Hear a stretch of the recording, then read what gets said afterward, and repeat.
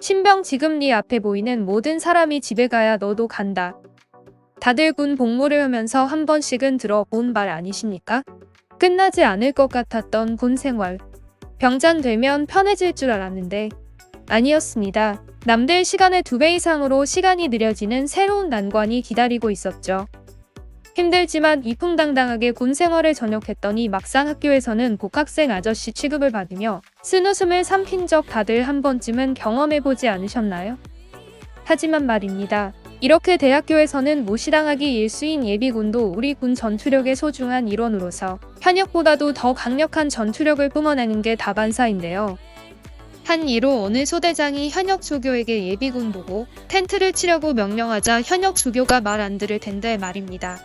라고 하였습니다. 그러자 소대장이 텐트 안 치면 저녁 없다고 해라 하였고 명령을 받아들인 현역 조교가 예비군들에게 이 말을 바로 전했죠. 시간이 얼마 지나지 않아 화가 잔뜩 난 예비군들에게 현역 조교는 미친 듯이 쫓겼는데요. 예비군들에게 붙잡히지 않기 위해 젖먹던 힘까지 내서 뛰었으나 결국 잡혔고 그를 붙잡은 예비군은 다 했는데 저녁 어디서 먹냐? 라고 하며 주변에 있던 현역들을 얼빠지게 만든 일화는 유명하죠. 모자는 위로 치켜 세우고 단추 3개는 기본으로 풀며 고물리는 수치스럽다 생각하며 군기 빠진 예비군이라 이런 것이다라고 보여주는 게 우리 예비군의 평상시 모습이지만 정말 할 땐 해내는 게 바로 자랑스러운 한국의 예비군인데요. 미국에서 코로나로 인해 아시안 혐오가 깊어지는 요즘 덩치 큰 흑인과 백인들 사이에서 한국의 예비군이 실력 발휘를 하며 미국의 인종차별 문제에 엄청난 영향을 끼친 사건이 있는데요. 일명 로드니 킹 사건이라 불리우는 이 사건은 1992년 4월 29일부터 5월 4일까지 미국 로스앤젤레스에서 미국 흑인들이 일으킨 폭동입니다. 사건의 발단은 흑인 로드니 킹이 고속도로에서 과속 단속에 걸리며 시작했습니다. 당시 로드니 킹은 강도, 폭행, 절도 등의 범죄를 저지르고 가석방된 상태였는데 만약 자신이 과속으로 잡힐 경우 가석방 조건에 걸려 다시 수감되어야만 하는 상황이었죠. 그래서 백인 경찰관들에게 폭력을 행사하며 난폭하게 대항했고 경찰은 이에 폭력으로 맞대응하는데요. 이 과정에서 로드니 킹은 청각장애를 얻고 PTSD를 겪으며 뇌 손상을 당하고 11곳이 골절되었습니다. 이 사건이 일파만파 퍼진 건 피범벅이 된 상태로 경찰에 연행되는 로드니 킹을 인근 주민이 비디오로 찍어 방송사에 제보하면서 모두가 그 광경을 TV로 봐버린 것입니다. 그 후 경찰 4명은 과잉 폭력으로 판사 앞에 섰습니다. 그런데 정말 흑인들을 분노에 치밀게 만든 건 이 사건과 관련된 경찰 4명 중 3명이 무죄이고 1명이 재심사 판결이었다는 거였죠. 흑인들은 도저히 이 판결에 납득할 수가 없었습니다. 화가 잔뜩 난 이들은 닥치는 대로 약탈하고 부시기 시작했죠.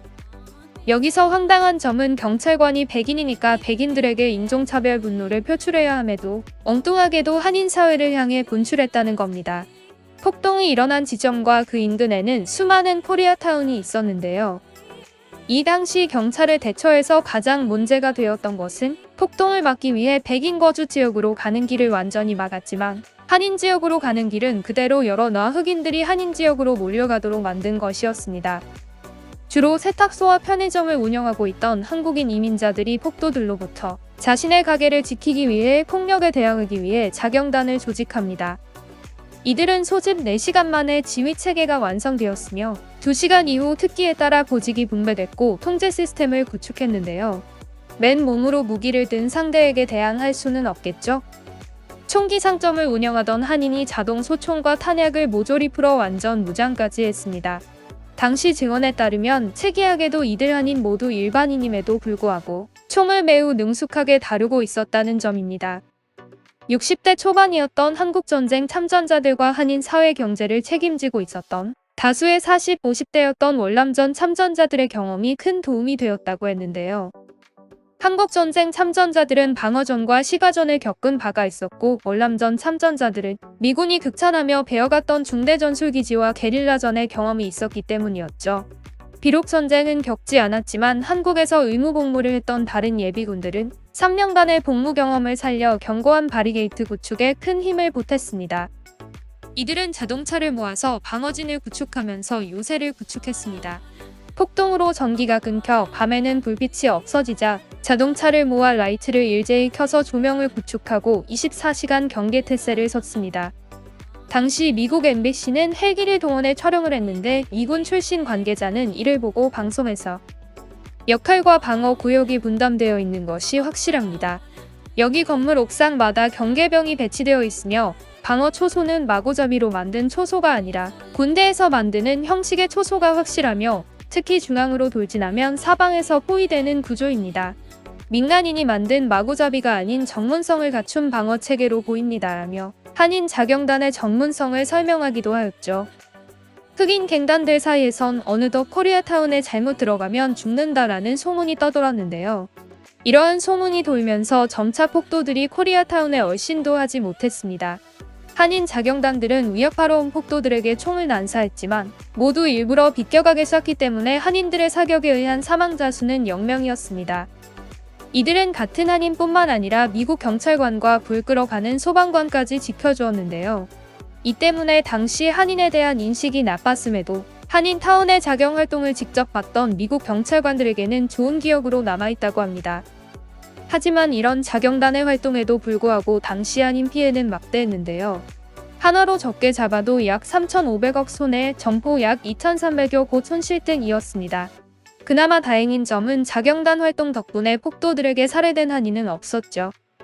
이러한 우리 선배 예비군들의 활약으로 최근까지도 해외 커뮤니티에서는 루프탑 코리안이란 단어가 스스로를 지키자라는 유행어로 사용되고 있습니다.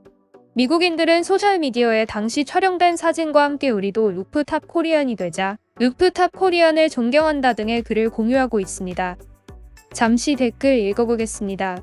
하나님은 루프탑 코리안을 축복합니다. 루프탑 코리안은 최고의 한국인입니다. 루프탑 코리안은 경멸적인 용어가 아닙니다. 그들은 그들의 재산을 방어하기 위해 수정헌법 2조를 사용한 것에 대해 찬사를 받았습니다. 찾아보세요. 매우 흥미롭습니다.